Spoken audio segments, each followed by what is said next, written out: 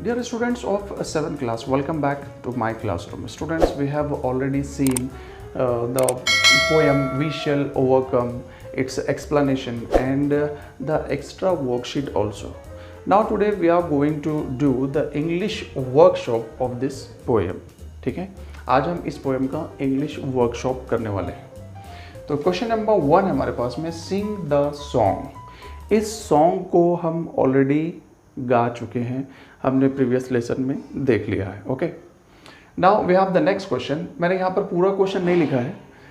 Question number 2 है कि read the sentences in column A and column B. Here are 2 columns, column A and column B. Column A में जो है आपको यहाँ पर कुछ स्टेटमेंट्स दिखाई देते हैं. इन स्टेटमेंट से रिलेवेंट आपको पोएम्स में से लाइंस जो हैं वो पिकअप करनी है और यहाँ लिखनी है उन स्टेटमेंट्स के सामने जो स्टेटमेंट्स को मैच करती हो. ठीक है, तो ये हमने यहाँ पर ऑलरेडी करके दे दिया है. ठीक है, ये यहाँ पर जो आप देख रहे हैं ये आंसर्स लिखे हुए हैं. तो पहला स्टेटमेंट या पहली जो है हम कंडीशन यहाँ पर पढ़ते हैं कि the people have to suffer many hardships today. People यानी लोगों को जो है वो आज बहुत ज़्यादा मुश्किलों का सामना करना है. ठीक है, जिस समय वो लोग जो है वो प्रोटेस्ट कर रहे थे, वाकई में वो उस वक्त में जो है बहुत मुश्किलों से गुजर रहे थे. तो उसके लिए लाइन है हमारे पास में जो हमने पोएम से ली है, वी शैल ओवरकम समडे. भाई आज मुश्किलें हैं, आज जो है हमारे सामने परेशानियां दिखाई दे रही हैं, हर्डल्स दिखाई दे रहे हैं, यानी नाउम्मीदी ना आने पाए. ठीक है, यानी नाउम्मीदी के बादल ज़रूर हैं, लेकिन उनमें से कभी ना कभी जो है वो उम्मीद की रोशनी, उम्मीद की किरण ज़रूर फूटेगी. यानी वी शैल ओवरकम समडे, यानी एक ना एक दिन हम ज़रूर कामयाब हो जाएंगे. Okay, now the next statement here, यहाँ पर एक दूसरा स्टेटमेंट या हम कंडीशन कह सकते हैं वो दी है कि they do not have equal status and friendly relations with other people in society. They do not have equal status. उन लोगों का, जो लोग प्रोटेस्ट कर रहे थे, उन लोगों का इक्वल स्टेटस नहीं है सोसाइटी में, यानी दूसरे लोगों की तरह उन्हें बराबरी का दर्जा या बराबरी का मकाम नहीं दिया गया था. Friendly relations with the other people in society, और दूसरे लोगों के साथ जो है उनके दोस्ताना ताल्लुकात भी नहीं थे, क्योंकि वो लोग इन्हें पसंद नहीं करते थे या रंग की बुनियाद पर जो है उन्हें डिस्क्रिमिनेट किया जाता था, उन्हें जो है डिफ़र किया जाता था. ठीक है, तो उसको रिलेट करने वाली जो पोएम की लाइन है हमारे पास वो ये है कि will walk hand in hand someday. क्या हुआ अगर आज जो है वो आपस में उनकी नहीं बन रही है, क्या हुआ अगर वो जो है इन लोगों की बात नहीं समझ रहे हैं, लेकिन एक दिन ज़रूर ऐसा आएगा कि तमाम लोग जो है वो नस्ल की और रंग के भेदभाव को छोड़कर जो है वो हाथों में हाथ डालकर यानी एक साथ मिलकर आगे बढ़ेंगे अपने फ्यूचर की तरफ. ठीक है, उसके बाद का जो स्टेटमेंट या कंडीशन हमारे पास में है कि other powerful people are trying to frighten the people singing the poem. जो लोग प्रोटेस्ट कर रहे थे, जो लोग इस पोएम को बार बार पढ़ रहे थे, जो दूसरे उनके सामने जो लोग थे, जो उनको देख रहे थे, जो पावरफुल लोग थे, यानी जिनके पास में अपनी ताकतें थीं, तो वो लोग जो है उनको थ्रेट कर रहे थे, उनको डराने की कोशिश कर रहे थे, उनको धमकियां दे रहे थे. ठीक है, तो वो लोग उनको डराने में लगे हुए थे. तो उससे रिलेट करने वाली जो हमारे पास में पोएम की लाइन है वो ये है कि वी आर नॉट अफ्रेड.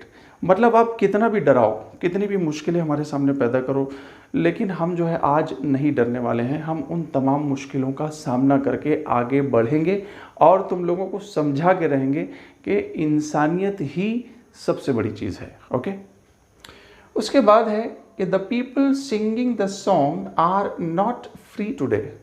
यानी जो लोग प्रोटेस्ट कर रहे थे, जो लोग इस गीत को बार बार पढ़ रहे थे, they are not free today, यानी आज वो आज़ाद नहीं है, यानी उन्हें आज़ादी का दर्जा हासिल नहीं है, उन्हें वो सारे सिविल राइट्स हासिल नहीं हैं जिनके वो हकदार हैं.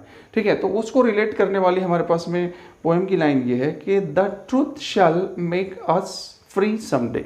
इसका मतलब ये है कि एक ना एक दिन वो आएगा जब सच्चाई की रोशनी, सदाकत की रोशनी जो है वो फैलेगी और उन तमाम लोगों तक पहुंचेगी जो लोग जो है इस काम में अंधे हुए पड़े हैं कि दूसरों को सताना है, दूसरों को कमतर आंकना है, और दूसरों को बराबरी का दर्जा नहीं देना है वगैरह वगैरह टाइप के ख्यालात रखने वाले लोगों तक भी ये रोशनी पहुंचेंगी और वो उनके दिमाग में जो अंधेरे छाए हुए हैं वो अंधेरे फिर से रोशन हो जाएंगे, यानी अंधेरों को उस दिमागों में जगह नहीं रहेगी और वो तमाम लोग जो है आगे कभी ना कभी जो है इस बात को समझ ही जाएंगे। ठीक है, उसके बाद लास्ट वाला जो कंडीशन हमारे पास वो ये है कि the people singing the song have no peace today.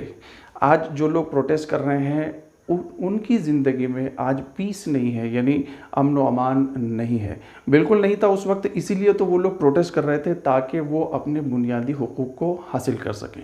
तो उसको रिलेट करने वाली जो पोएम में लाइन हमारे पास वो ये है कि we shall live in peace someday. एक दिन ऐसा आएगा कि तमाम लोग मिलकर जो है वो अमन व अमान में रहेंगे, आपस में इत्तेहाद रखेंगे और एक दूसरे को समझकर चलेंगे और एक दूसरे की इज्जत करेंगे, यानी चारों तरफ पीस ही पीस होगा। Now we have the question number 3 here, find out more about the civil right movement. मैंने यहाँ पे क्वेश्चन पूरा नहीं लिखा है, लेकिन आपकी बुक में वो पूरा लिखा हुआ है कि आपको जो है उस सिविल राइट मूवमेंट के ताल्लुक से जो यूएसए में हुआ था उसके बारे में आपको इंटरनेट के थ्रू और दीगर किताबों के थ्रू जो है वो आपको इन्फॉर्मेशन गैदर करनी है। ठीक है, आपको मालूमात इकट्ठी करनी है और अपनी कॉपी में लिखना है। ठीक, उसके बाद है question number 4, find other inspiring songs associated with people's movement.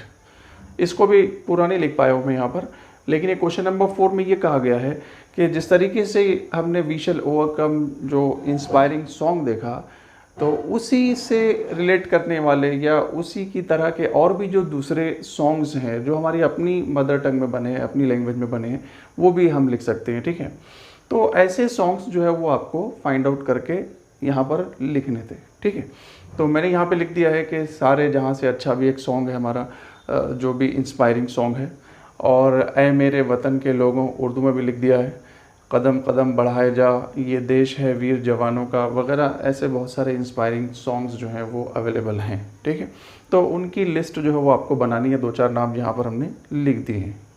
उसके बाद है question number 5, note that many times do is use to show emphasis.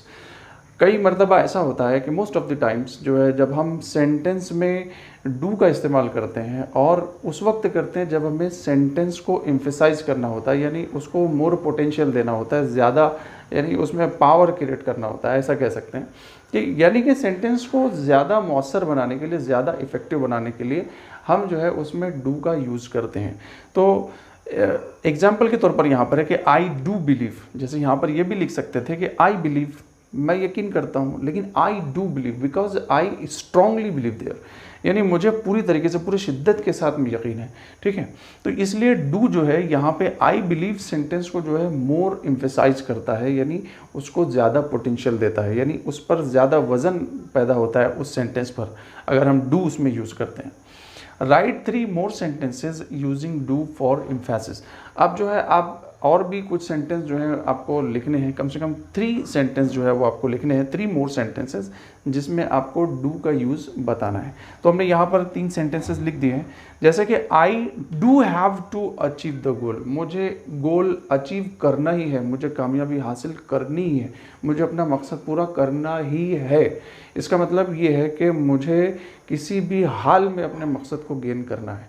इसमें यहाँ पर सेंटेंस में जो डू की वजह से एक पोटेंशियल आ गया, एक वजन आ गया है, एक इफेक्ट आ गया है। ठीक है, उसके बाद सेकंड वाला है कि do spare more time for your studies. ऐसा भी कहा जा सकता था कि spare more time for your studies, यानी अपनी स्टडीज़ के लिए आपको टाइम निकालना है, आपको जो है स्टडी करने के लिए ज़्यादा वक्त की ज़रूरत है। तो यहाँ पे डू लगाने से उसमें एक बोलना चाहिए कि वज़न ये पैदा हो कि नहीं, आपको तो अब वक्त निकालना ही है। Do spare more time for your studies, यानी अपनी स्टडीज़ के लिए आपको जो है पहले जितना वक्त निकाल रहे थे उससे ज़्यादा निकालना है। तो यहाँ पर सेंटेंस में एक वज़न क्रिएट हो रहा है, यहाँ पे सेंटेंस में एक पोटेंशियल आ रहा है। ठीक है, तीसरा सेंटेंस लिखा है कि डू कीप क्वाइट। यहाँ पे कीप क्वाइट लिखने से भी काम बन जाता था कि भाई खामोश रहिए, लेकिन डू कीप क्वाइट बोलने से अब ये है कि बहुत ज़रूरी हो गया कि आपको खामोश रहना ही है। इस डू ने इस कीप क्वाइट को ज़्यादा इफेक्टिव बना दिया है। ठीक है, अब हम देखते हैं नेक्स्ट क्वेश्चन। तो नेक्स्ट क्वेश्चन है हमारा question number 6, the words we shall show firm resolve to do something, यानी यहाँ पर द वर्ड्स वी शैल जो ये ग्रुप ऑफ वर्ड जो है, इससे जब हम सेंटेंस बनाते हैं तो उस सेंटेंस में एक फर्म रिजॉल्व आता है, एक इस्तकामत आती है, यानी कि हमको वो काम करना ही है, एक जिद पैदा होती है। ठीक है। Read the pledge given in your textbook, आपको क्या करना है कि अपनी टेक्स्ट बुक में जो फ्रंट पे प्लेज जो अहदनामा लिखा हुआ है, जो अहद लिखा हुआ है, उसे आपको पढ़ना है। ठीक है। उसके बाद है कि using your own ideas write a few sentences beginning with I shall और वी शैल, फिर आपको कुछ अपने आइडियाज यूज करने हैं, अपने तौर पर सेंटेंसेस डेवलप करने हैं जो आई शैल और वी शैल से शुरू होते हैं। ठीक है। तो हमने यहाँ पर कुछ करके दिए हैं, जिसमें से ये है कि required sentences from the pledge में से मैंने वो सेंटेंस यहाँ पर लिख रखे हैं जो आई शैल से शुरू हो रहे हैं। ठीक है। जैसे कि I shall always strive to be worthy of it.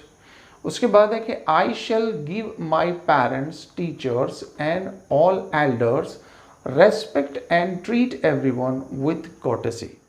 I shall always strive to be worthy of it, इसका मतलब ये है कि मैं हमेशा उस अजीम विरसे के काबिल बनने की कोशिश करूँगा, यानी जो इक़दार, जो क्वालिटीज़ मेरे बुज़ुर्गों ने तय की हैं कि वो मुझ में होनी चाहिए, मैं उन क्वालिटीज़ को एक्वायर करने की पूरी कोशिश करता रहूँगा। I shall give my parents, teachers and all elders respect, मैं अपने वालिदैन को, अपने असातिज़ा को और अपने बड़ों को हमेशा इज़्ज़त के साथ ट्रीट करूँगा, यानी कि उन्हें रेस्पेक्ट दूंगा। And treat everyone with courtesy, और हर एक के साथ में मैं खुश अखलाकी का बर्ताव करूँगा। यहाँ पर आई शैल से जो सेंटेंस शुरू हो रहे थे प्लेज में, वो हमने यहाँ लिख दिए हैं। अब कुछ सेंटेंसेस हैं जो अदर सेंटेंसेस हैं जो हमने उसके अलावा बनाए हैं, जैसे कि आई शैल स्टडी रेगुलरली, मैं रेगुलरली स्टडी करूँगा। ठीक है। उसके बाद में I shall help the poors, मैं गरीब गुरबा की मदद करूँगा। तीसरा है we shall gain the success, हम सक्सेस हासिल करके रहेंगे या करेंगे, हम कामयाबी हासिल करेंगे। फोर्थ है कि we shall do hard work to improve the nation, हम अपने नेशन को, अपने मुल्क को इम्प्रूव करने के लिए, उसकी तरक्की के लिए लगातार हार्ड वर्क करते रहेंगे या करेंगे। ठीक है। तो स्टूडेंट्स, आज हमने वी शैल ओवरकम का वर्कशॉप भी कंप्लीट कर लिया है। तो जल्दी मिलेंगे हम हमारे नेक्स्ट लेसन के साथ।